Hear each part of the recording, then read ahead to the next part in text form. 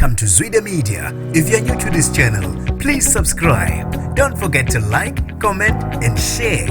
Here's a new video for today. Enjoy. Selize laphinde lafezeka iphupho labantu lokubona ingqongqolo zomsakazo zishayela ohlelo lodwa ndawonye. uLinda Sibiye waziwa ngelika Mr Magic kanye noSthembiso Zondo waziwa ngelika Pastor Zondo. Sebezophinde behlangana emsakazweni beshayele uhlelo olodwa njengoba kwawe kwenzeka kwisikhondla somsakazo Ukhozi FM. Laba bethinta khona impilo zabantu abaningi. Nibingelele ngiphinde nginamukele kuphina kuphi lanibula khona le video. Mangoqala usijonele likhasi wamwelekela igama lami usibonga konke wakandwando Mothanda ungangibeza intatheli ka YouTube. Ngemumva kweminyaka eminingi abantu belambela ukuzwa wayengumsakazo Ukhozi FM uLinda Sibiye nodume ngezinkulumo ezakhayo uSthembiso Zondo bethula uhlelo ndawonye ngampela sekuze kwafezeka estation esisha esise Newcastle Imvula FM. Mr Magic wethula uhlelo The Magic Morning uzozwakala noZondo eshaya inkulumo ezakhayo ukulona leli hlelo. Kuke kwaba namahlebezo ukuthi abasa adonselani ngokwemoya kodwa uMr Magic etshela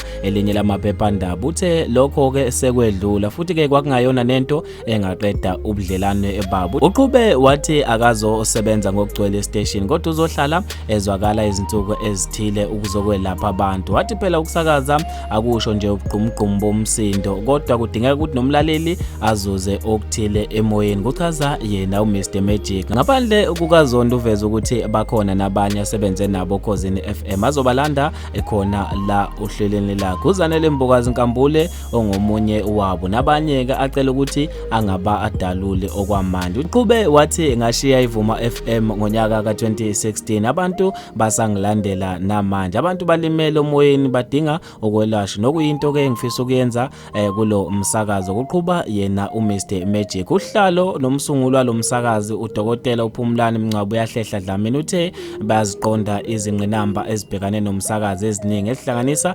ukushodelwa imali nokukhokhela kwabasakazi. Wathi uzoqinisekisa ukuthi zikhona izindlela zokufaka imali ezizoholela abasakazi kanye nezidatelo. Uthe okunye uqinisekisile ukuthi amakhono amaningi azothathwa eNewcastle kodwa ngenxa yomsakazo sabalalisa ezindaweni ezahlukene bakhona abazosuka nasezindaweni zakwamanye amadolobha. Inhloso yomsakazo ukusabalalisa ulwazi oludingakalayo emphakathini ukuvundulula amakhono kanye nokuthuthukisa idolobha. Kuchaza yena uDlamini. Bafethu ke lezi indaba ezimnandi ngendlela emangalisayo ngizofisa ukwazi ukubhala kwakho khona lapha kwi-comment section. Mina njengentathelwa YouTube sengiphuma kanje ngithi awungibambe evidweni elandelayo. Ungakhohlwa ukusilandela lapha ekhasini lika Instagram @zwide_media.